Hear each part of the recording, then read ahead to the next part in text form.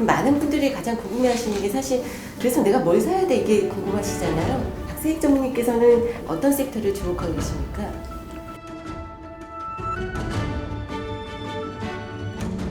결국은 이익이 나오는 종목을 사야 되거든요.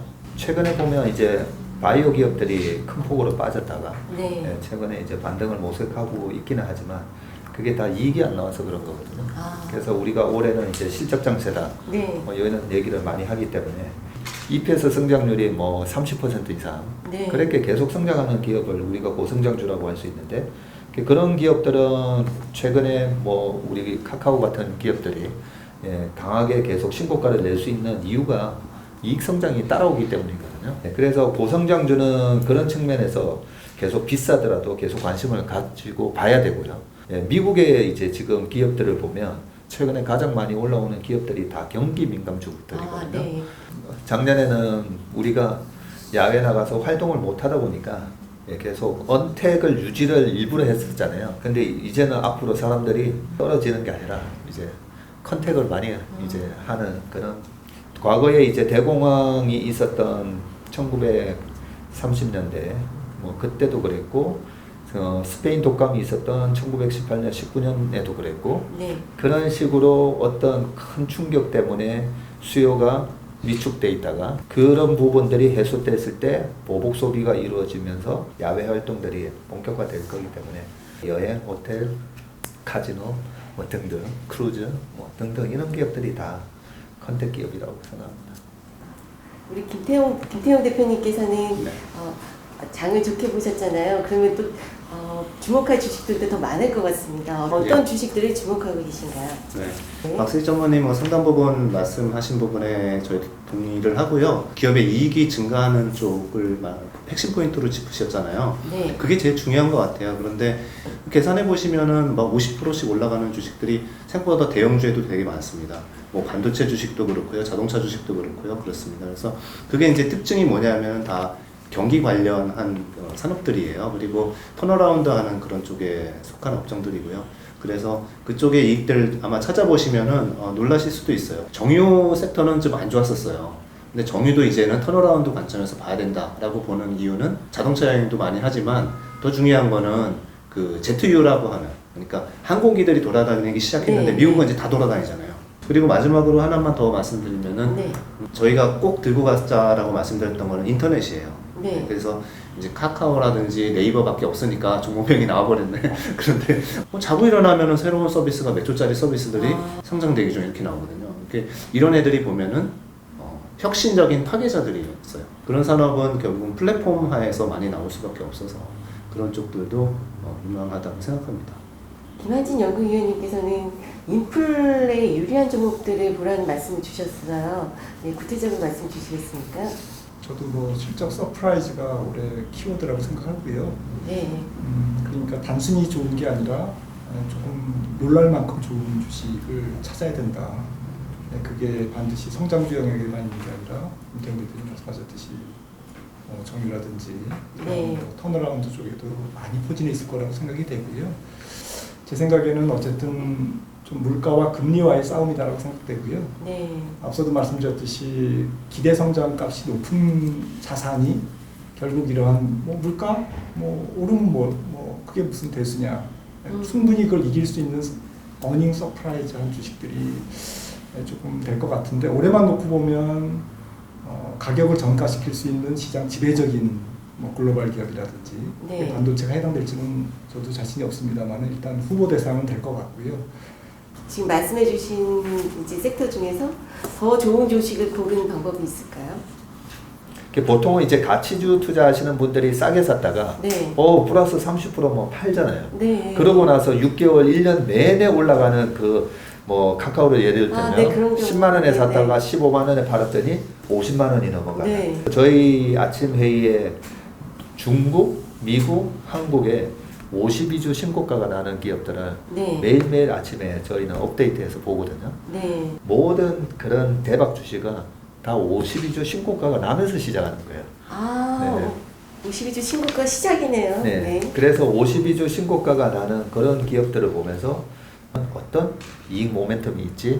그걸 다시 역으로 들어가다 보면 시세가 주가가 말을 해주. 같은 경우에 아까 이제 올해도 기대할 부분이 많다고 하셨는데 공모주는 참 내가 받고 싶어도 마음대로 받을 수가 없잖아요. 아, 예. 네, 청약 전략을 말씀해 주시겠습니까? 예. 올해 초부터 그 정부에서 약간 개인 공모주 청약 그 배분 방식, 배정 방식을 좀 변경을 했는데요. 예, 그렇게 해가지고 신규로 도입된 방식이 균등 배분 방식입니다. 그래서 개인 공모 수량의 절반은 최소 청약 증거금으로 일정 부분 수량을 배정받을 수 있게 개인 투자자들한테 좀 배려를 해준 제도다라고 보시면 될 것 같고요.